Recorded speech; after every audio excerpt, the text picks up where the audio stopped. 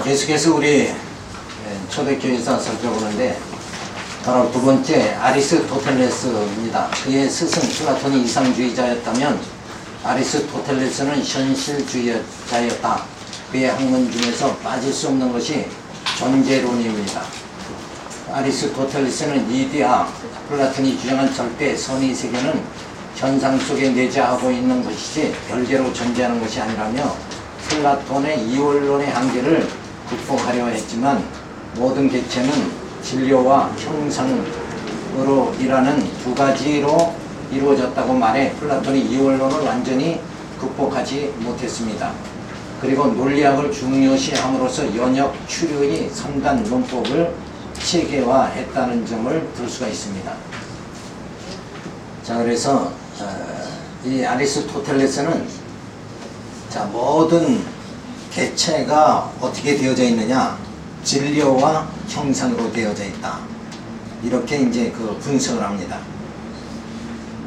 그래서 어떤 사람도 완전하지 않다. 모든 논리학자는 사람이다. 자, 그래서 그 3단 논법으로 이제 좀 말하자. 사람은 완전하지 않다. 그러니까 모든 논리학자도 결국은 사람에 불과하다. 그러므로 어떤 논리학자도 완전하지 않다.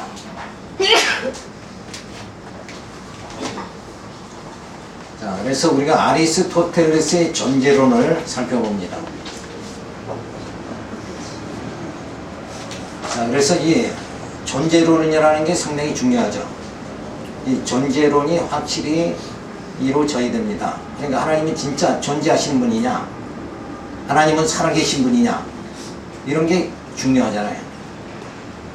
자, 그래서 아리스토텔레스의 그 존재론은 실제라는 것은 분할이 불가능한 것이야말로 근본 실제에 자격이 있다. 그러니까 분할하고 분할해서 도저히 그 할 수 없는 상태. 지금은 우리가 이제 과학적으로 뭐라고 그래요? 원소라고 그러죠, 원소. 더 이상 분할될 수 없는 거. 자, 그런데 이때 당시에는 이제 그 실제를 이렇게 말해주죠. 물은 물인데 물보다는 H와 O가 더 근본적인 것이다. 이렇게 단순히 물이다 하는 것보다는 HO2다 이렇게 말하는 게 더 실제 존재를 말하는 게 아니냐 이렇게 보는 거죠. 그래서 그런 것이 다 이제 객체다 이렇게 보는 거예요. 그래서 객체는 복합체로서의 진료와 형상으로 분할되는 것이다. 그래서 어떤 그 객체가 있다 그러면 복합체죠, 그게. 진료와 형상 두 가지가 이렇게 합쳐서. 그러니까 만약에 우리가 내가 사람이다 그러면은 나는 어떻게 존재해요? 6이 있는가 하면 0이 있는 거죠. 그러니까 0과 6이 합쳐서 사람을 구성하잖아요. 그러니까 이 두 가지가 합쳐지니까 복합체다. 그래서 모든 복합체는 결국은 뭐예요? 진료와 형상으로 나눈다. 그래서 진짜 우리의 형상은 겉사람이고 우리의 속사람은 진료다. 이렇게 볼 수가 있는 거죠. 그래서 진료인이라는 것은 무엇을 말하느냐? 청동은 진료인이다. 청동은 청동 조각상의 원인이고 은은 은쟁반의 원인이다. 자, 그렇게 보는 거죠. 무슨 말인지 알겠죠? 자, 청동 조각상이 이렇게 그림이 있죠. 만들어 놓은 게 조각상이 있다 그러면 그거를 다 분석해 보면 결국은 뭐예요? 저건 청동으로 구성되어 있는 거다. 쇠로 만든 게 있고 또 뭐 돌로 만들 수도 있고 그렇죠. 비석 같은 거 이건 다 돌로 만든 거예요. 그게 바로 진료인이다. 그리고 이제 형상인을 말합니다. 형상은 본질의 형상이다. 예컨대 청동 조각상의 진료인은 청동이고 그 조각상의 모습이 바로 형상이다. 그러니까 청동 조각상은 형상이고 그 조각상을 구성하고 있는 청동이라는 건 뭐예요? 진료다. 이렇게 말하는 거죠. 자, 그 다음에 운동인은 뭐냐? 자, 행위자는 행해지는 것의 원인이고 변화시키는 존재는 변화를 겪는 존재의 원인이다. 청동 조각상을 만든 사람이 바로 운동인이다. 자, 청동 조각의 조각은 뭐예요? 형상이고 그 청동은 진료고 그것을 만든 이가 바로 운동인 바로 뭐예요? 운동인이다. 이렇게 그 청동 조각상에 만든 사람이 운동인이다. 이렇게 보는 거죠. 그러니까 사람이 있는데 사람을 만든 이는 누구예요? 하나님이시다. 이렇게 보는 거랑 마찬가지예요. 그 다음에는 이제 목적인입니다. 자, 그 청동 조각상을 왜 만들었는가? 만든 이의 근본 뭐가 있어요? 목적이 있을 거 아니냐. 하나님이 사람을 창조했으면 창조의 목적이 뭐예요? 네? 영원히 함께 사람과 하나님 영광 받으시려고 그러는 거죠. 그러니까 우리는 찬양 해야 되는 거고. 자, 그래서 왜 산책하는가? 건강하기 위해서다. 움직이게 한 존재와 목적 사이의 모든 것이 바로 목적인이다. 이렇게 볼 수 있는 거예요. 자, 그 다음에 실체가 있습니다. 자, 무엇의 실체를 인정하라는 말은 곧 존재를 인정하라는 뜻을 말해주고 있죠. 그래서 나는 그 작품의 실체를 모르겠다. 요 실체를, 그 작품의 실체를 모르겠다 하는 말은 뭐예요? 실체는 그 작품의 내용, 주제, 알맹이의 뜻을 말하는 거죠. 그러니까 나는 그 작품의 실체를 모르겠다 하는 말은 그 작품을 읽었어도 그 작가가 무엇을 말하려고 하는지 그거를 내가 짐작을 못하겠다. 이런 걸 이제 말해주고 있는 겁니다. 그래서 저 사람의 실체를 내가 진짜 모르겠다. 그러면 뭐예요? 그 사람이 어떤 인생관을 가지고 어떤 신앙관을 가지고 어떻게 살아가는지 나는 도저히 짐작할 수 없다. 그러니까 그 사람은 어떻게 살아가는 거예요? 되는 대로 살아가는 사람이죠. 그러니까 할 재간이 없는 거예요. 자, 이렇게 아리스토텔레스는 존재론을 말합니다. 그래서 그 존재라는 것을 이렇게 분석을 하죠. 실제, 개체, 그리고 실체다. 이렇게 분석을 합니다. 자, 이런 분석이 사실은 철학적이지만 이것이 우리 신앙적으로도 우리가 깊이 생각하면 유익이 한편으로 주어지죠. 자, 그래서 성경적인 존재론, 이를 아리스토텔레스를 그의 말을 인용을 해서 우리가 살펴봅니다. 그래서 겉사람이 실제는 속사람이다. 실제. 나의 실제는 내 겉사람이 아니라 속사람이다. 근데 여기서 이런 걸 우리가 따지는 게 왜 중요하냐면 사람은 자기 겉만 치장하면서 사는 사람이 있죠. 그러니까 사도 바울이 너의 마음을 단장해라. 실제를 몰라서 그래. 실제가 내 육체 겉모습이 아니라 실제 내 안에 심령이란 말이에요. 이 심령을 어떻게 여기서 정말 그리스도의 좋은 그 아름다운 향기가 나타날 수 있게 이렇게 내 속에 변화될 수 있는 이것을 추구해야 된다 하는 말이죠. 근데 왜 겉만 치장하고 사느냐 이거예요. 그게 전부인 양 생각하고 살아가느냐. 그래서 요즘 시대는 돈이 많으면 뭐예요? 능력이 있다고 보죠. 그게 돈이 사람의 능력, 그 사람이 실제 상황을 말하는 건 아니다 이거예요. 이렇게 보면 얼마나 그 사람이 정말 영적으로 고상한 그리스도의 고상한 지식에 이르러서 바로 그리스도의 생명력이 저 안에서 넘치는 그런 사람이냐, 이런 게 중요한 거 아니냐. 그러니까 실제가 중요한 겁니다. 그러면서 개체는 뭐냐? 아리스토텔레스는 지금 말한 대로 진료, 형상, 운동, 목적 이렇게 나누죠. 그런데 우리가 성경에서 보면 바로 진료는 영입니다. 새 사람을 영은 입어야 됩니다. 그 다음에 형상은 뭐냐? 우리 육이죠. 그래서 우리 육은 성경에서 옛사람을 벗어버려라. 육신의 정과 욕을 십자가에 못 박아 버려야 된다. 왜 그런가? 얻은 게 실제 객체니까 그래요. 바로 영이 개체니까. 자, 그래서 이런 영과 육으로 그렇게 살펴볼 수가 있고, 그 다음에 운동이는 뭐냐? 바로 이 영과 육을 더 새롭게 만들면서 이끌어 나가시는 분이 누군가? 바로 성령이다. 그래서 성령은 어떻게? 지혜와 계시의 정신을 주셔가지고 우리의 그 속사람을 바로 우리 속사람 진료인을 바르게 하나님의 마음의 합한 자로 이끌어 나가신다. 그래서 지정의를 갖추고 신의 성품에 이르게 하신다. 그래서 나의 운동인은 내가 아니라 성령이다. 이렇게 우리가 인식을 해야 됩니다. 근데 늘 우리는 내가 나의 주인으로 살아가잖아요. 나를 인도하시는 분은 바로 성령이다. 그래서 썩어질 몸이 썩지 아니할 몸을 만들어 주시는 그런 놀라운 역사가 이 성령에 의해서 주어진다. 나의 운동인은 바로 성령이다. 이렇게 우리가 생각을 해야 됩니다.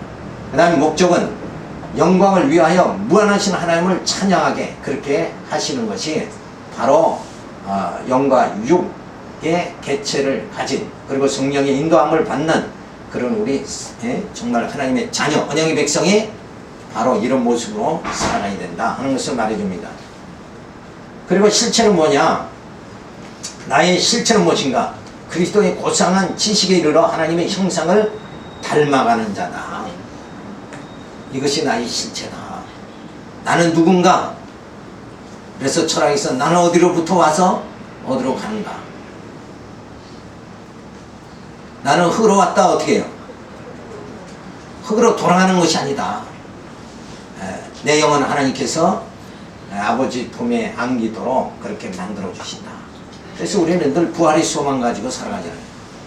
그래서 이 정말 나의 그 실체 이거를 갖다 잘 인식을 해야 됩니다.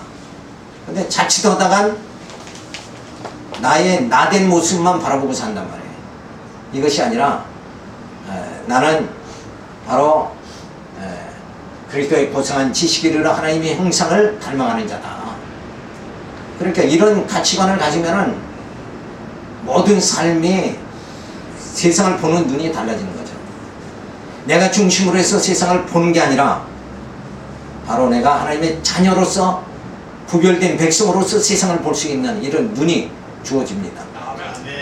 그러니까 세상을 그러잖아요. 사랑의 눈으로 보면 세상이 다 사랑스럽게 보이지만은 내가 정말 욕심의 눈으로 보면 그렇게 세상은 아름다운 게 아니죠. 모든 게 다 경쟁의 대상이 되고 이권의 대상이 되고 그래서 늘 뭐예요? 긴장하고 그냥 그렇게 살아갈 수밖에 없는 거다. 그런데 내가 정말 이 그리스도의 성품을 가지고 세상을 바라보면 모두가 해요. 나보다 약한 자는 내가 침을 쳐주고 싶은 마음이 여기서 나타나게 되어진다. 그 다음에 이제 스토아주의를 우리가 살펴봅니다. 플라톤의 관념론적 사고보다 유물주의적 범신론에 가까웠다. 순수한 영은 없으며 마음이나 육체가 다 물질에 불과하다고 했다. 그래서 인간의 네 가지 덕은 지혜와 용기와 절제와 정의다. 그러니까 모든 것이 다 물질적인 거, 그 세속적인 것이니까 그것을 어떻게 해요? 절제하고 막 이렇게 해야 된다. 이런 그 사상이죠. 그래서 이러한 정신을 육체를 깨끗하게 해야 한다고 주장하며 윤리적, 도덕적으로 살려고 매우 노력했다. 이러한 사상에 물든 로마의 지도자들은 기독교인들을 싫어했다. 기독교인들은 예수로 구원받았다고 해서 자유로운 모습이 싫었습니다. 정의감에 불타서 하기 싫은 일도 해야 하는데 하지 않기 때문이다. 윤리, 도덕적으로 하나님께 나가는 것이 아니다 하는 기독교 문화를 용납하지 못했다. 그래서 유명한 박해론자는 마르쿠스 아울레스 황제다. 그래서 이 스토아주의 이것은 바로 모든 것을 이 물질화해서 생각하는 거죠. 그러니까 실제 아리스토텔레스가 말한 그 사실상 진료와 형상, 근데 형상 이런 것만 치중해 가지고 보이는 것이 다 물질로 되어 있다 이렇게 바라보는 거죠.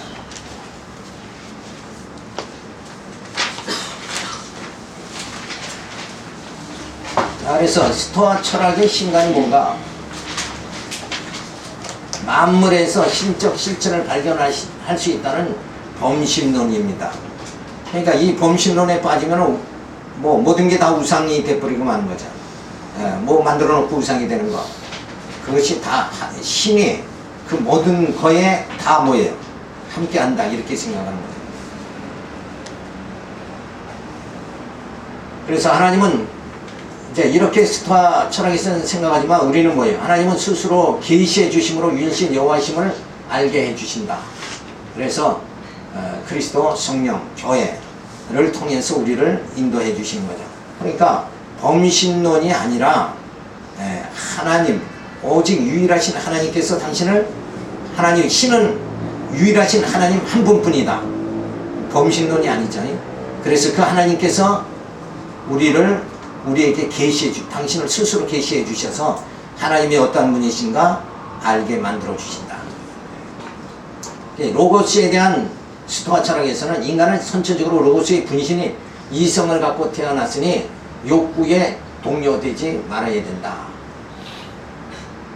자, 그래서 이 스토아 철학에서는 그 이성적인 로고스가 이 땅에 오셔서 이성적인 그런 분신을 갖게 됐다.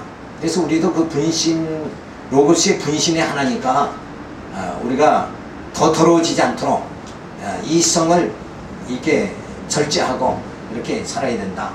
그래서 욕구에 동요되지 않도록 그렇게 해야 된다 하는 것을 말하고 있죠. 이런 로고스에 대한 개념은 우리가 생각하는 기독교의 로고스 개념은 다른 거죠. 자, 그래서 본래 로고스는 신성이며 인간이 되신 것은 구속의 실현을 위해 육신을 덧입고 오신 것 뿐입니다. 그러니까 예수님이 원래는 거룩하신 분인데 이 땅에 오시면서 육신의 몸을 입고 오시죠. 그렇게 해야 뭘 할 수 있어요? 우리를 구원해, 우리의 모든 죄를 다 사해주고 구원해 줄 수 있으니까. 그래서 인간의 본래는 하나님이신데 인간의 몸을 덧입고 오셨다. 그것이 바로 그분이 로고스다. 이렇게 생각을 해야 되는데 아예 저기서는 뭐예요? 이성이 존재한다. 이렇게 생각하는 거죠. 그래서 이런 이제 그 개념을 우리가 잘 정리를 해야 됩니다. 그 다음에 인간론에 대해서는 마땅히 욕구나 유혹에 동요되지 말고 이성에 의한 양심의 명령에 절대 순종해야 된다. 자, 그래서 어떤 욕구, 이걸 양심으로만 어떻게 해야 돼? 제어해야 된다. 자, 이게 일반적인 우리 사회 사람들의 그 사상이죠. 그렇게 안 하면 또 요 양심으로 욕구를 자제 안 한다 그러면 이 세상은 어떻게 돼요? 완전히 물질서로 빠져버리고 마는 거죠. 근데 우리 기독교에서의 인간론은 뭐예요? 전적 타락한 이성은 무능력하니까 성령의 소욕으로 우리가 살아가야 되는 거예요. 거듭나고 중생한 이성으로 살아가게 그렇게 만들어 주신다. 이런 것이 이제 다르죠. 그래서 우리가 육신의 소욕으로 살아가는 것이 아니라 성령의 소욕으로 살아가면 뭐예요? 자연적으로 이 욕구와 어떤 그 육체의 그 유혹 이런 걸 뭐예요? 다 이기게 되어지는 거죠. 그러니까 내 힘으로 이기는 게 아니라 어때요? 성령의 능력으로 이기게 만들어 주신다. 이게 이제 스토아 철학하고는 다르죠. 스토아 철학은 인간이 양심이 점점 거룩하게 그 어떤 고행을 통해서라도 어떤 그 선을 추구하면서 인간의 양심을 거룩하게 하면서 욕구를 다 처복종시켜야 된다. 그러니까 누가 하는 거예요? 결국 인간이 해야 된다. 이런 주장이고 우리는 뭐예요? 인간이 할 수가 없는 거예요. 내가 스스로 성자가 될 수 없잖아요. 그러니까 내가 스스로 의에 도달할 수 없으니까 누가? 하나님께서 예수 그리스도를 보내주시고 그 아들의 영 성령께서 나를 내 속에 뭐예요? 진리의 말씀으로 통해 가지고 내 속에 있는 탐욕을 아예 뭐예요? 소멸시켜 주신다. 그래서 우리로 하여금 하나님의 형상을 닮아가게 그렇게 만들어 주시는 이런 역사. 이건 완전히 하나님의 뭐예요? 은총으로 은혜로 주어지는 거죠. 이것이 바로 기독교의 인간론입니다. 그 다음에 인식론을 우리가 살펴보면 수도와 철학에서는 정신은 태어날 때는 비어 있으며 그것들이 대상들을 접하면서 관념들이 채워진다. 그러니까 이게 뭘로 채워지는 거예요? 인간의 경험을 태어났을 때는 이렇게 비어 있는데 점점 나이 먹으면서 생활하면서 뭐가 세상에 대한 모든 경험이 쌓이죠. 그래서 선의 개념도 자기 스스로 생기는 거예요. 그래서 그 외아들로 태어났을 때는 뭐예요? 막 너무 위해 주니까 결국은 자기밖에 모르잖아요. 자기 좋은 게 뭐예요? 선이다. 이렇게 돼버리고 마는 거예요. 그러니까 인간은 경험에 의해서 뭘 얻어진다는 거, 머리가 채워진다는 것은 굉장히 뭐예요? 위험스러운 것이다. 근데 기독교에서는 어떻게 하느냐? 정신은 진리로 신지식에 이르게 하여, 자, 우리의 머리는 뭘로 채워져야 돼요? 진리의 말씀으로 채워져야 된다.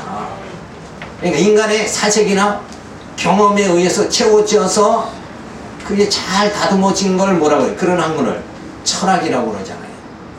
사색과 경험에 의해서 만들어진 게 철학이에요.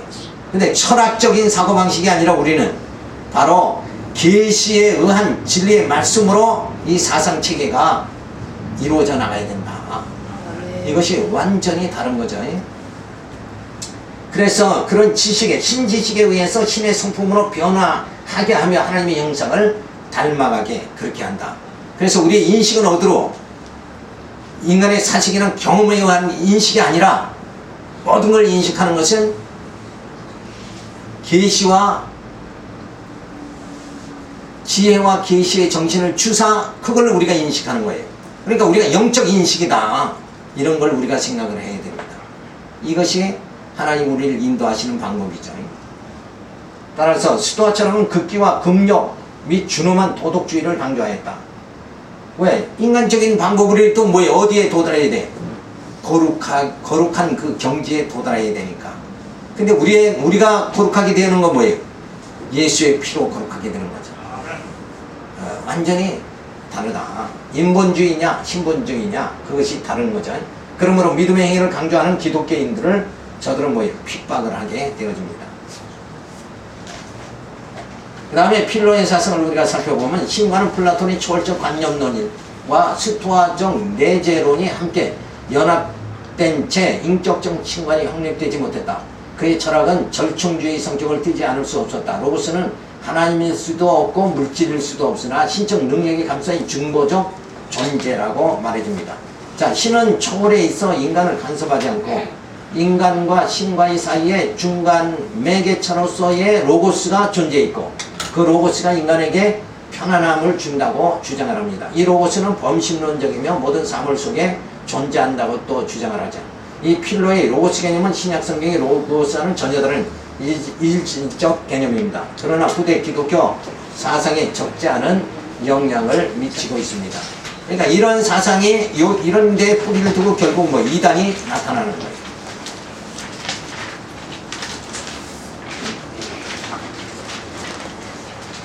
그래서 필로의 사상을 우리가 보면 신관은 바로 신은 초월해 있다 이렇게 보는 거죠. 자, 이런 사상도 기독교에 많이 나타났잖아요. 왜? 악인이 이 세상에 득세하는 거 보니까 또 전쟁이 나는 거 보니까 저걸 다 어떻게 하나님 살아계시다면 어때요? 전쟁이 나지 않게 해야 되고 악인이 득세하지 않게 해야 되고 막 이런 걸 다 해야 되는데 뭐 그게 통제가 전혀 안 되잖아요. 하나님이 간섭을 안 하잖아요. 그러니까 신은 초월해 있다. 멀리 떨어져 있다. 이렇게 생각하는 거예요. 근데 우리 생각은 어때요? 하나님 그렇게 멀리 있습니까? 그럼 어떻게 해요? 이 역사를 주관하시고 섭리하신다. 내 심령을 통치해 주신다. 그러기 위해서 영원한 왕 되신 예수 그리스도를 이 땅에 보내주셨다. 그래서 나를 어떻게 통치하시는가? 구체적으로. 네? 성령께서 오셔서 나를 인도해 주시는데 어떻게 구체적으로 인도하시냐. 교회를 세워가지고 진리의 말씀으로 양육하고 진리의 말씀으로 무장하고 그리스도의 고상한 지식에 이르게 하고 그리고 신의 성품에 이르게 만들고 그리고 신령한 몸 부활의 몸을 있게 해가지고 신령한 나라에 들어가도록 그렇게 지금 막 뭐예요? 나를 인도해 나가신다. 그래서 나의 미숙한 영을 성숙한 영으로 지금 다듬어 가시고 나를 하나님의 자녀 만들어 가시는 분이다. 그렇게 하나님은 지금 뭐예요? 나와 함께 해주시고 역사해 주신다. 이렇게 구체적으로 우리가 살펴봐야지 그냥 성령이 인도한다. 예? 좀 더 구체적으로. 그쵸? 자, 그래서 이런 그 필로의 사상은 초월하다. 그래서 유한한 것들이 있는 영역과 하나님의 사이에는 심연이 가로놓여 있고, 또한 하나님은 우리 사고를 통한 파악의 대상이 되시기에는 너무 멀리 있다. 그래서 하나님과 우리 사이에 깊은 심연이 있다. 그러니까 요거는 어디하고 비슷해요? 카톨릭에서는 인간이 죽으면 어디로 간다고 그래요? 연옥으로 갔다가 거기서 이제 수련을 받고 다시 천국으로 간다. 이렇게 그 연옥이나 이런 깊은 심연 단계, 하나님과 우리 사이에 깊은 심연이 있다. 이런 사상, 이런 사상들이 결국은 뭐예요? 이게 잘못된 거죠. 자, 그래서 이 필로는 반신인 동형론적 사상을 가집니다. 그러니까 인간의 속성과 행동, 감정 등이 동일하다는 그 생각을 버려야 된다. 그러니까 이 반신인 동형론은 뭐냐면 반은 신이고 반은 인간이고, 이 필로는 그렇게 주장을 하는 거예요. 자, 그런데 하나님 신은 뭐예요? 인간과 같지 않죠. 근데 우리는 이제 똑같이 생각할 때가 많이 있어요. 그런 게 이제 잘못된 경우가 되죠. 스스로 계시해 주시고 신지식을 얻게 하여 구원에 이르게 하시는 그런 하나님이시다. 그래서 역사의 모든 것을 주인으로서 역사를 주관하시는 분이다.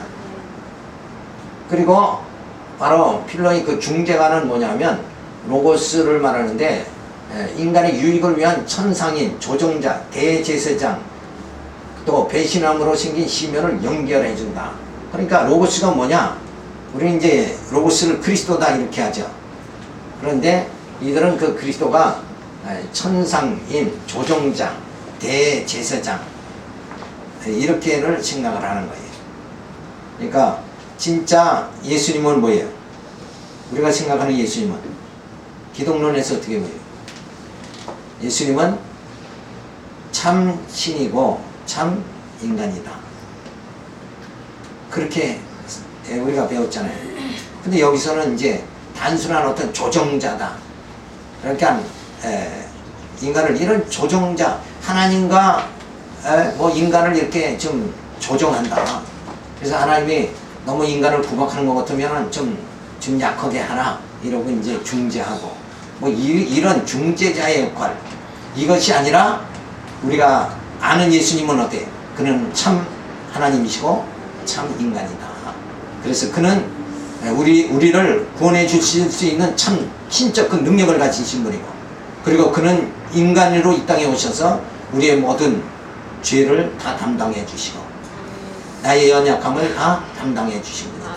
이렇게 우리가 생각하는 것과는 좀 다르잖니.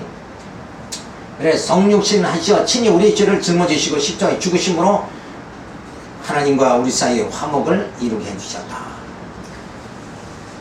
자, 이 내용이 구체적으로 말하면 정말 예수님이 이 땅에 오셔서 우리를 어떻게 하십니까?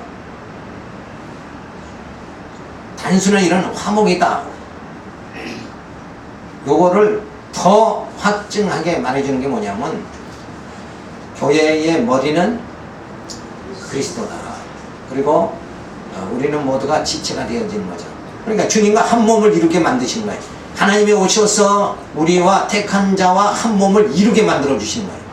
그래서 그 변화된 몸으로 우리가 하나님 앞에 나갈 수 있게 그렇게 만들어 주신다. 그러니까 하나님이 우리를 받아주실 때는 내 인간의 모습을 받는 것이 아니라 우리는 다 지체니까 우리의 얼굴 되시고 우리의 머리 되신 누굴 보고? 예수님을 보고 우리를 받아주신다. 그래서 우리의 구원을 온전하게 이루시는, 정말 영광의 보좌에서 낳고 천한 이 땅에 오셔서 완전히 인간이 되시고 또 우리가 한 몸을 이루시고 그리고 하나님의 아들로서 하나님 나라에 들어가도록 그렇게 만드신다. 그래서 우리는 하나님의 나라의 백성이 되어지고 하나님의 자녀가 되어지는 거죠. 예수님은 받아들이고 우리는 모두가 다 하나님의 자녀가 되어진다. 그래서 구원의 단계를 말하는데 저들은 구원에 이르기 위해서 도덕적 훈련, 그 다음에 명상, 그 다음에 그 명상을 깊이 하면 뭐예요? 무아의 경지. 무아의 경지는 뭐예요? 나를 이렇게 다 벗어나는 거죠. 이런 단계를 거쳐야 구원에 이르게 된다. 그러니까 여기서는 그래서 이들은 많은 그 도덕 훈련을 쌓고 명상에 깊이 들어갑니다. 그런데 오늘날은 뭐예요? 생각하는 걸 젊은 사람들이 싫어하는 거예요. 다 그냥 감각적으로 다. 이런 우리 기독교가 장로교가 그쪽으로 지금 많이 흐르고 있단 말이에요. 교회가 전부 다 이 감각주의로 다 빠졌어요.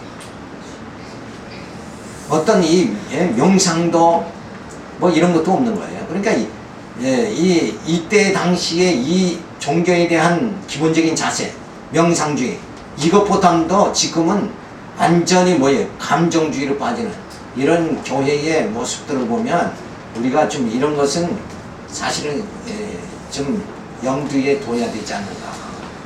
너무 생각이 없단 말이에요. 진리라는 건 뭐예요? 생각해야 되잖아요. 진리라는 것은.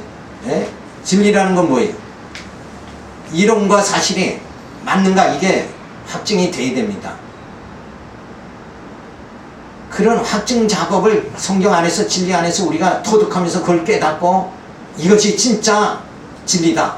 이걸 깨닫고 정말 하나님을 경외하는 그런 사상으로 우리가 들어가야 되는데 어쨌든 이제 이런 그 명상, 무화경에 들어가야 된다. 그래서 이 개념 속에는 인간을 위하여 수행된 역사적 구속의 개념은 없는 거예요. 로고스는 심지어 해방을 가져오는 마지막 단계에서 그 필요성이 소멸되고 무시되기도 한다. 결국 이 말은 뭐냐면 막 내가 힘써서 도덕, 훈련과 명상에 들어가면 뭐예요? 예수님은 내 안에서 약해지는 거죠. 예수님이 별 필요 없이 내가 도달하는 거예요. 인간이 도달하는 거. 이걸 말하는데 사실은 이거는 하나의 뭐예요? 이건 희망상일 뿐이지 인간이 어디를 도달하냐 이게 100번 죽었다 깨어나도 역시 인간은 인간일 수밖에 없는 거예요. 그래서 술 계속 먹던 버릇 있는 사람은 또 그 버릇이 또 나온단 말이에요. 근데 그것이 성령 안에서 우리가 변화가 되면 새로운 변화된 몸이 되어지고 거듭나고 중생하면 그것이 바뀌어버리죠. 교회를 통해 말씀으로 양육, 무장, 투쟁, 승리하게 하시는 것 이것이 구원에 이르는 그런 단계다 이렇게 봐야 되는데 저들은 뭐예요? 도덕, 훈련, 명상, 무화경입니다. 그러니까 여기는 인간의 사고, 명상 이게 주축이 되는 거고 여기는 뭐예요? 말씀, 진리가 생명이 되는 거죠. 진리가 생명이다. 이 진리를 깨닫고 정말 하나님이 어떠한 분이신가, 하나님이 어떻게 우리를 구속하시고 역사를 주관하시고 내 삶을 주관하시는가 이거를 철저하게 깨닫는 그 신지식에 의해서 우리의 모든 속사람이 더욱더 성숙해질 수 있게 그렇게 만드는 게 하나님의 섭리입니다.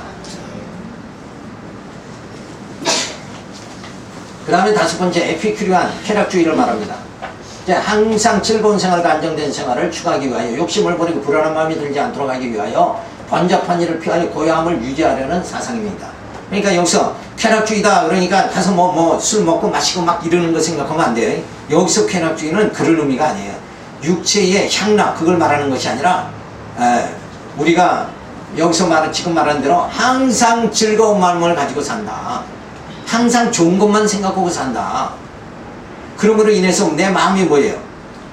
악에 도취되지 않고 그리고 나쁜 그 습관이 들지 않고 그래서 마음의 평온함 이걸 유지하는 거 이걸 말하는 겁니다.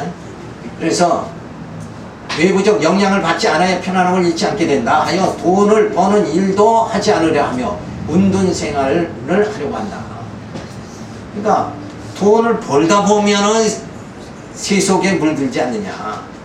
그러니까 그것도 하지 말고, 그러니까 어떻게 살아요? 산속에 들어가서 자영업을 해야죠. 그냥 땅 파서 먹고 이렇게 하고. 근데 그렇게 한다고 해서 진짜 거룩해지는가? 그게 거룩해지는 게 아니잖아요. 역시 내내 뭐예요? 욕심은 내 안에 그대로 존재하는 거예요. 시기와 질투와 미움은 내 속에서 떠나질 않는 거예요. 그러니까 오직 내 속에 있는 죄성, 내 속에 있는 악성, 이거는 뭘로 어떻게 해결해야 돼?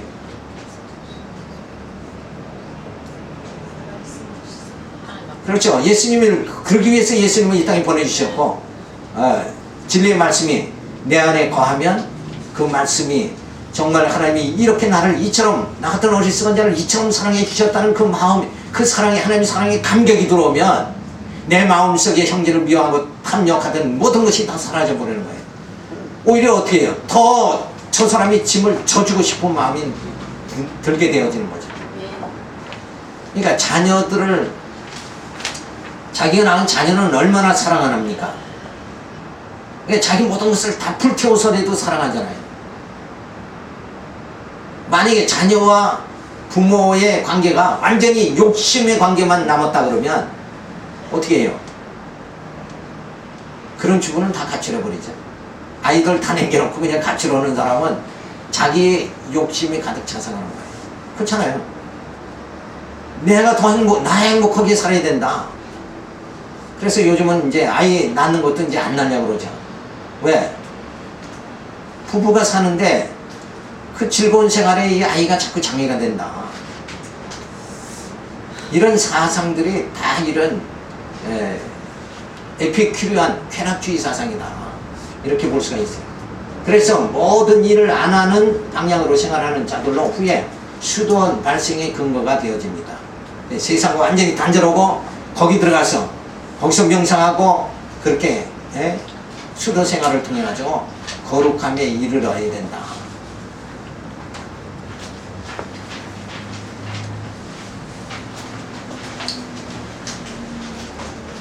자, 이 에피큐리안의 이들은 이제 원자론을 주장하죠. 그래서 참된 실제는 원자와 공원이 두 개뿐이므로 원자는 불괴의 궁극적 실체이고 공원은 원자가 운동하는 장소이다.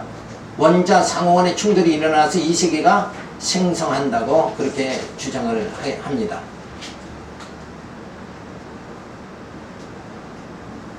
자, 그런데 이렇게 세상이 그 어떤 원자 그런 걸로 정말 구성된다 이렇게 저들이 주장하지만 실상은 뭐예요? 영원하신 능력과 신성이 그 만드신 만물에 분명히 보여 알게 되나니 핑계하지 못할지니라 그랬어요. 그러니까 하나님의 신성이, 하나님이 흙으로 우리를 창조했죠. 그리고 나서 뭘 집어넣으세요? 생기를 불어넣었다 이게. 그 생기를 불어넣지 않았다 그러면 인간은 존재할 수가 없잖아요. 그러니까 단순히 저런 원자로는 뭐예요? 인간을 아예 물질적인 개념으로만 분석을 하는 거죠. 그래서 이런 물질주의 사상, 우리 인생관에도 그 물질 만능주의가 막 세상에 넘치잖아요. 그 사람의 가치보담도 물질이 더 물질적인 차원에서 사람을 평가하는 거예요. 그러니까 그런 건 사실은 위험스러운 거죠. 그래서 하나의 사람이라는 것은 단순히 어떤 이런 원자, 어떤 구성 이런 게 중요한 것이 아니라 실제 그 사람의 인격이 중요하잖아요. 신앙 인격이 어떻게 되어져 구성되어 있느냐 이런 게 실제 중요하잖아요. 그래서 저들의 신과는 뭐냐? 인간이나 신들이나 모두 원자의 결합물에 지나지 않는다 하며 신의 존재를 부정합니다. 그러니까 결국 분석하고 나누고 다 보면 결국은 다 뭔가 인간은 원자라는 그것이 결합된 것이다 이렇게 보면서 완전히 이게 뭐예요? 물질주의가 돼버리는 거죠. 그러니까 유물론 사상이 돼버리고 마는 거예요. 그렇지만은 유물론 사상으로 영존하신 하나님을 말하는 것은 뭐예요? 그건 어리석은 것이다. 물질 자체를 누가 창조한 거예요?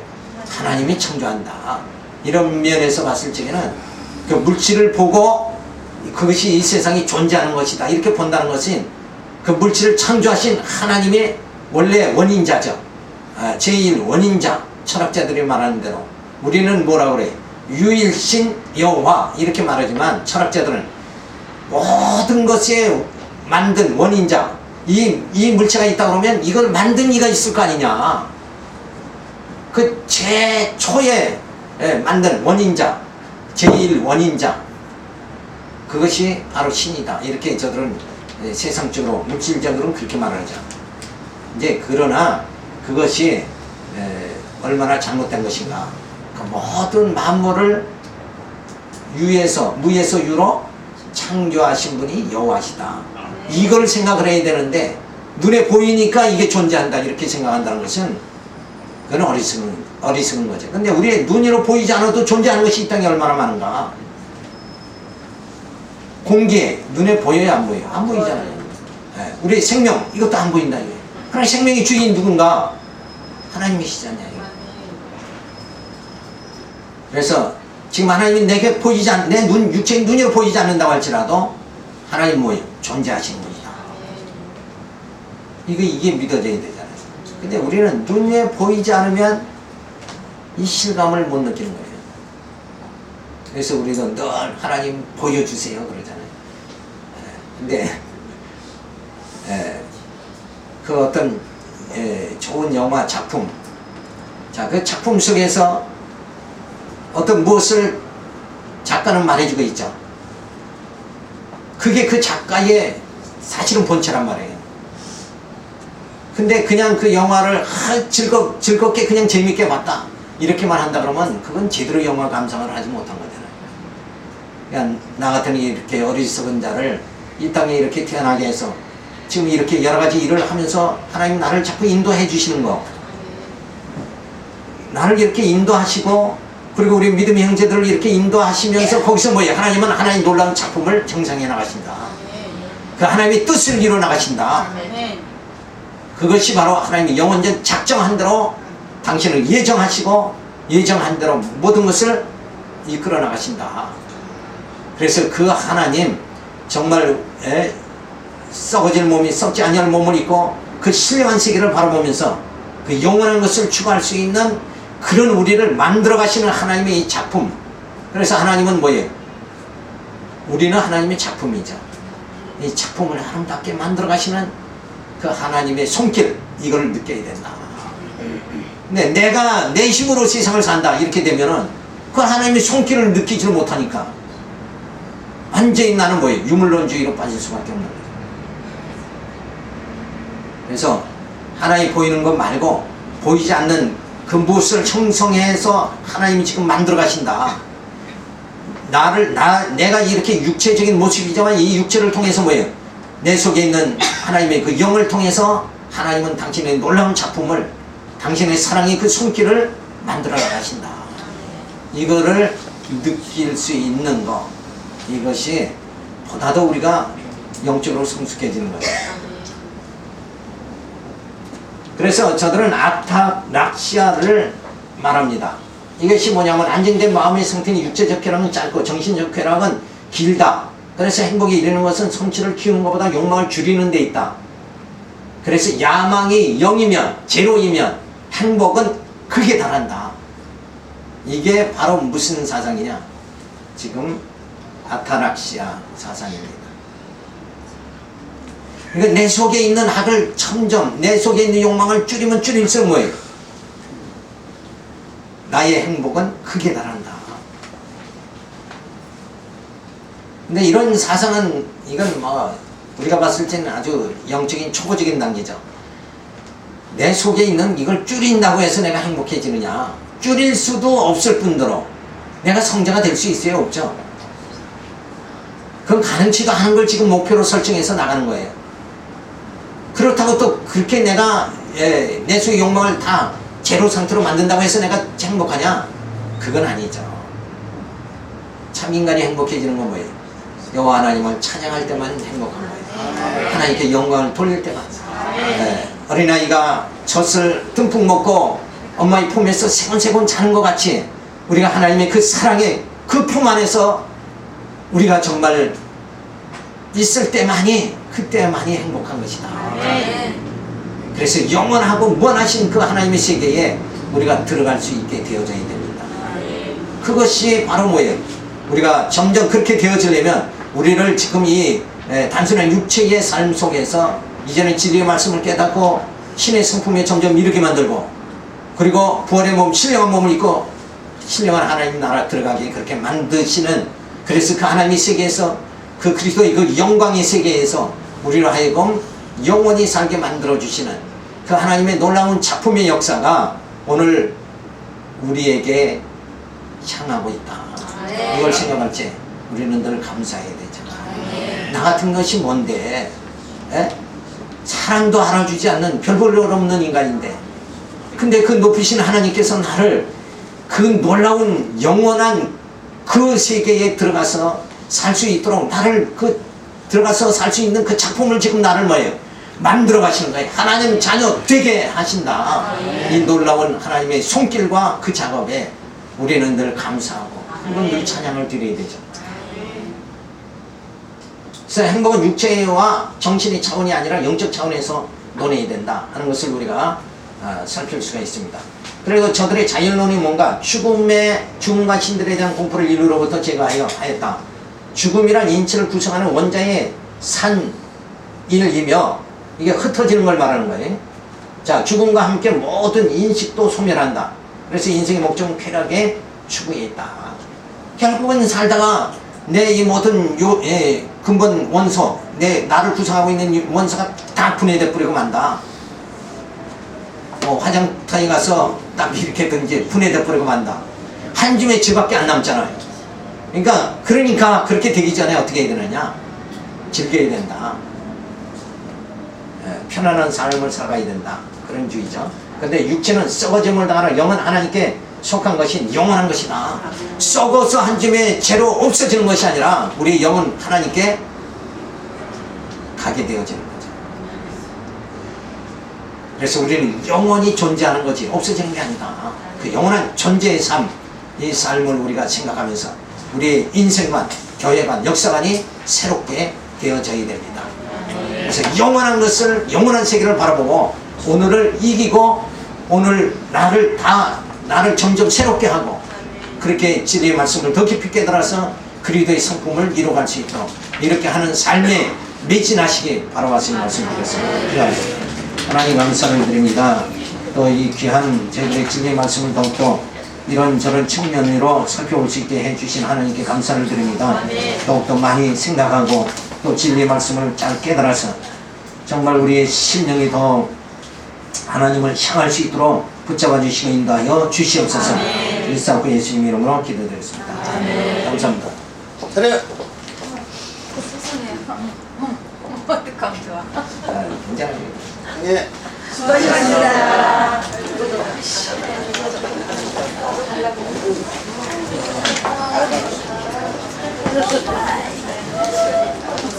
오늘 왜 이렇게 힘드냐? 아침에 시간 좋고. 일이 처음이야. 이렇게 피곤한데. 필요질 않은데. 갑자기 기온차가 너무 심해져서. 지금 시장을 가가지고 다 주는 거야, 다 받는 거. 그런지 해야 될 것 같아요.